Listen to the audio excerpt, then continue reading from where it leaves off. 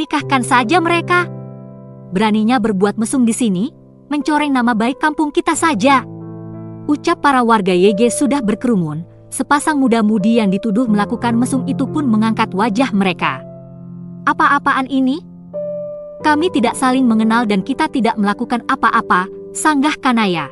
Iya, Pak, kami tidak melakukan apa-apa. Saya hanya berteduh dari derasnya hujan. Jawab sang lelaki sambil meronta karena tangannya dipegangi bapak-bapak. Sudah ketahuan, masih saja tidak mau mengaku. Lihat itu, celanamu masih terbuka, sahut bapak-bapak di depannya. Wah iya, dasar mesum. Untung ketahuan, timpal warga lainnya, tapi apa yang dikatakannya itu benar. Pak, bahkan kami juga tidak saling mengenal. Saya baru saja pulang kuliah dan tadi kehujanan, bela sang perempuan yang dituduh sebagai pasangan mesum. Halah, kamu itu memang sama saja dengan ibumu. Sudah, ayo kita bawa saja ke rumah Pak RT. Usul ibu-ibu yang memegangi Kanaya. Aduh, bagaimana ini? Bagaimana kalau mereka tetap menikahkanku? Ucap gadis itu dalam hatinya. Warga pun membawa mereka ke tempat Pak RT dengan paksa. Suasana terasa dingin, rumah-rumah warga masih basah, dan jalanan sedikit licin akibat baru saja diguyur hujan. Suasana yang gelap karena waktu menunjukkan jam 7 malam. Sesampainya di rumah Pak RT, ada apa ini? Tanya Pak RT. Ini, Pak, mereka ketahuan sedang mesum di pos ronda, ujar bapak-bapak dengan perawakan tinggi besar dan kulit yang hitam. Ayo bawa mereka masuk dulu, titah Pak RT.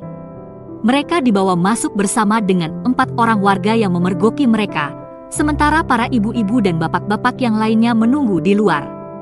Baru saja masuk, warga sudah mencaci mereka yang dikatakan sebagai pasangan mesum. Jadi apa yang dikatakan para warga itu benar, bahwa kalian sedang melakukan hal yang tidak semestinya? Tanya Pak RT kepada sepasang muda-mudi itu. Tidak, Pak. Kami tidak melakukan apa-apa. Saya hanya berteduh karena hujan. Sanggah sang laki-laki berparas menawan dengan mata tajam dan bertubuh tinggi tegap. Benar, Pak, kami hanya difitnah. Saya baru saja pulang dari kampus, Pak, dan berteduh di pos ronda karena hujan turun. Lanjut gadis cantik berkulit kuning langsat dengan hidung mancung dan bulu mata lentik, serta tubuh tinggi langsing. Tapi bukti-bukti mengatakan kalian berdua berbuat mesum di pos ronda itu. Jadi bagaimana kira-kira menurut kalian solusi terbaik untuk mereka? Tanya Pak RT kepada warganya. Nikahkan saja, Pak, biar tidak bikin malu desa kita. Iya, benar, Pak, jawab warga yang lain. Iya benar. Agar tidak membuat keresahan warga, maka kalian harus dinikahkan. Tapi jika kalian tidak mau, maka kami akan melaporkan kasus ini ke polisi. Bagaimana? Pak RT menunggu jawaban dari mereka. Tapi, Pak, kami tidak melakukan apa-apa, ini hanya salah paham saja. Lagian saya masih kuliah, Pak. Tidak mungkin kalau saya menikah.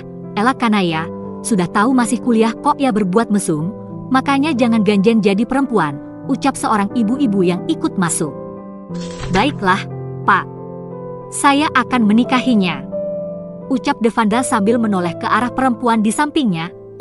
Tidak. Enak saja. Masa depan saya masih panjang, masa ia mau dinikahkan? Tolak gadis cantik itu. Kalau begitu, kita bawa mereka ke kantor polisi saja. Kanaya ingin menjawab tetapi diberi aba-aba oleh Devan untuk tetap diam. Pak Karman paman Kanaya dan istrinya pun datang setelah dijemput oleh warga dan mengabari tentang keponakannya. Apa yang terjadi, Enduk? Kenapa bisa seperti ini? Tanyanya pada sang keponakan. Ayah tidak melakukan apa-apa, Paman. Semua ini hanya salah paham, jawabnya dengan tatapan jengkel. Pak Karman adalah kerabat satu-satunya dari gadis yang kerap disapa ayah itu, setelah ibunya yang pergi entah kemana, dan sang ayah yang telah meninggal 3 bulan yang lalu. Pak Karman sudah meminta agar masalah ini tidak usah diperpanjang, karena dia yakin keponakannya tidak melakukan seperti apa yang dituduhkan oleh warga. Namun mana mungkin warga yang sudah terlanjur memergoki mereka dan yakin atas tuduhan itu, mau berdamai dan membiarkan begitu saja. Warga tetap meminta agar mereka dinikahkan. Ayah nggak mau menikah, Paman. Nanti bagaimana dengan kuliah dan cita-cita ayah kalau ayah menikah? Lagi pula, Aku tidak mengenal laki-laki itu, bisik ayah pada pamannya, tapi tidak ada cara lain, ayah. Daripada mereka membawamu ke kantor polisi, lebih baik terima saja pernikahan ini. Lagi pula kamu masih tetap bisa kuliah nantinya, ujar Siti, bibi Kanaya. Tapi, Bi, ayah, dengarkan paman. Paman tidak mau kamu digunjing oleh warga di sini. Lebih baik kamu terima saja pernikahan ini, meski paman tahu ini sulit bagimu. Kalau kamu tidak mau, mereka akan membawa kalian ke kantor polisi. Dan yang pasti mereka akan tetap menggunjingmu. Bagaimana? Bisa kita mulai sekarang karena ini sudah semakin malam? Pak Penghulu sudah datang, Pak RT menunggu jawaban mereka. Bisa, Pak, jawab Devan tegas. Kanaya terpaksa mengikuti saran paman dan bibinya serta keinginan warga yang membawa mereka. Ia memakai baju yang dibawakan oleh bibinya dan duduk bersebelahan dengan lelaki yang sebentar lagi akan menjadi suaminya. Di depannya sudah ada penghulu dan juga Pak RT dan satu orang warga sebagai saksi, begitu pula dengan pamannya sebagai satu-satunya wali nikahnya.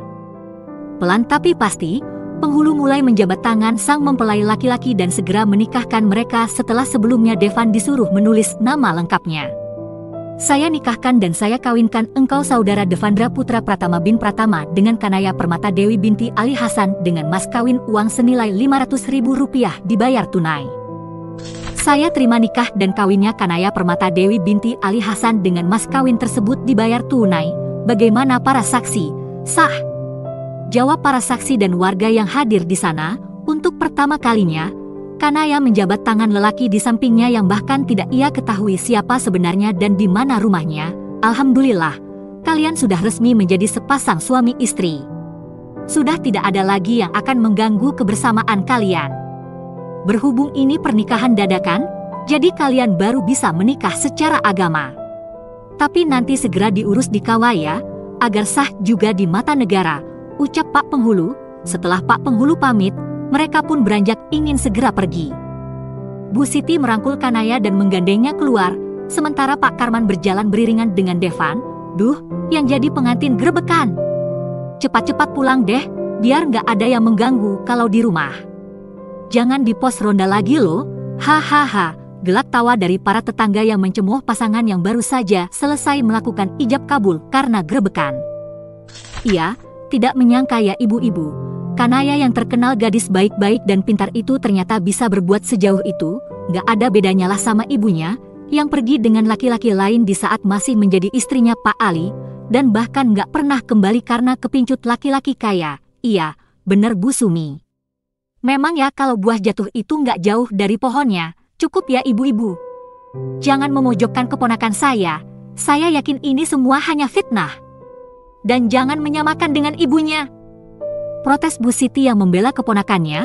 Sudahlah Bu Siti, udah ketahuan kok masih mengelak, sahut seorang ibu bertubuh gemuk dengan lemak bertumpuk di perut dan memakai daster merah muda. Serta kalung emas berukuran besar menjuntai ke depan yang dipanggil Bu Sumi. Sudah jangan didengar, ayo kita pulang. Ajak Pak Karman kepada istri dan keponakannya serta lelaki yang kini telah sah menjadi suami keponakannya.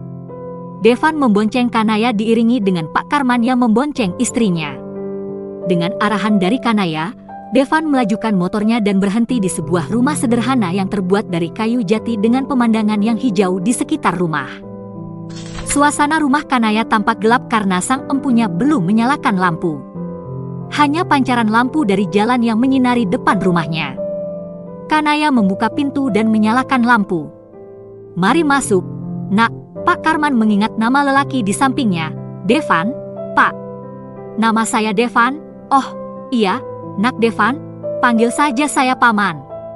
Mari duduk dulu, ajaknya. Ayah buatkan minuman dulu ya, Paman. Pamannya mengangguk. Devan menceritakan perihal mengapa dia bisa ada di pos ronda bersama dengan Kanaya. Devan mengaku sedang dalam perjalanan dari mengantar pelanggan ojeknya dan berteduh di pos ronda setelah hujan turun. Tapi tidak disangka-sangka tiba-tiba banyak orang yang menggrebek mereka berdua dan menuduh mereka berzina. Dan keterangannya itu pun sama dengan pengakuan Kanaya. Kanaya baru saja pulang dari kuliah dan berteduh di pos ronda karena sedang hujan deras kala itu. namun tidak ada satupun warga yang mempercayai mereka. Bahkan mereka heran mengapa tiba-tiba ada banyak warga, padahal sebelumnya tidak ada satupun orang yang lewat. Silakan diminum. Kanaya meletakkan cangkir berisi teh hangat. Lalu apa rencana kalian selanjutnya? Sementara kalian tidak saling mengenal, tanya Pak Karman. Apa yang harus ayah lakukan, Paman? Ayah bingung, ayah masih ingin menggapai cita-cita ayah, ujar ayah sendu. Tapi warga akan menganggapmu wanita tidak baik jika kalian tidak melanjutkan pernikahan ini, timpal Bu Siti. Bagaimana menurutmu, Nak Devan? Ini menyangkut masa depan dan juga harga diri keponakan saya. Saya akan tetap menjalani pernikahan ini, apabila Kanaya juga bersedia, jawab Devan dengan tegas. Bagaimana, Enduk? Tanya Pak Karman. Kanaya nampak mempertimbangkan pertanyaan pamannya. Karena menikah belum menjadi agenda perempuan muda itu. Ia masih memiliki cita-cita untuk menjadi desainer seperti harapan sang ayah sebelum meninggal. Pak Ali Hasan sang ayah adalah seorang penjahit di desanya. Ia sangat terkenal sebagai penjahit yang hebat. Ia juga sudah membimbing beberapa orang untuk mempelajari dunia perjahitan. Begitupun Kanaya yang sejak kecil melihat dan diajari sendiri oleh sang ayah. Dan sebab kebiasaan dari kecil yang diajari sang ayah itulah, Kanaya memiliki bakat yang sama seperti ayahnya. Dia juga memiliki nilai di atas rata-rata. Pak Ali lantas mendaftarkan kuliah ke universitas di kota. Dia ingin putrinya menjadi desainer hebat dan kelak memiliki butik impiannya, namun sayang, sang ayah meninggal saat Kanaya belum menjadi desainer seperti keinginan ayahnya. Saran paman, lebih baik jalani saja dulu. Kita semua tahu warga desa di sini seperti apa. Paman tidak mau kamu dihina mereka. Baiklah, paman, ya sudah paman sama bibi pulang dulu ke rumah. Jangan lupa ajak suamimu untuk berkunjung ke rumah paman. Iya, paman. Pak Karman dan Bu Siti pun pulang ke rumah dan tinggallah sepasang pengantin baru di rumah itu. Entah apa yang terjadi selanjutnya. Sementara itu, dari kejauhan nampak seseorang menampilkan senyum kemenangannya setelah berhasil menghasut para warga dan membuat fitnah yang membuat warga menggrebek mereka. Akhirnya, setelah ini kamu gak akan bisa mengganggu pujaan hatiku. Ujar seseorang itu kemudian berlalu pergi dengan berjalan kaki. Kerja bagus. Ini bagian kalian. Ia menyerahkan amplop coklat berisi uang kepada 3 orang laki-laki yang tadi menggrebek Kanaya. Terima kasih, jika butuh bantuan lagi, kami siap membantu. Ucapnya seraya menerima amplop tersebut.